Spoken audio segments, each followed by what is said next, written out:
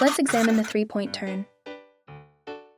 To begin the three-point turn, signal right and edge towards the right side of the road to maximize space. Be careful not to hit or scrape the curb. Once you have done this, come to a complete stop. Then, there are 3 important lefts to remember. Signal left. Lean forward and head check your left blind spot. Then turn the wheel all the way to the left. Now you're prepared to steer the vehicle to the left side of the road. Be cautious not to scrape or hit the curb. From here, shift to reverse, turn the wheel all the way to the right and head check in both directions. Then reverse back to the right side edge of the road. Now we have another shift, turn, and head check. Shift to drive, turn the wheel all the way to the left, and head check in both directions. When clear, release the brake and drive forward. Let's take a look at some common mistakes.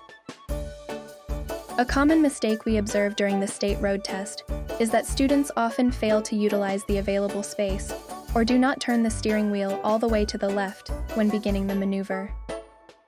While this does not result in a point deduction, it does not place the student in the best position to successfully execute the maneuver. The largest point reductions occur from failing to signal left when starting the maneuver and neglecting to head check all directions before making each turn.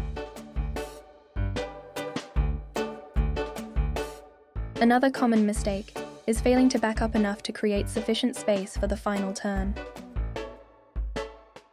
This can cause the front tires to go off the road during the final maneuver. Driving over or hitting the curb at any point during the maneuver results in automatic fail. If you find yourself in a situation where you feel your front tires may touch the curb, stop and shift to reverse. Turn the wheel to the right and back up slightly to create space. Then shift back into drive, turn the wheel to the left, head check both directions again, and drive forward to exit the maneuver.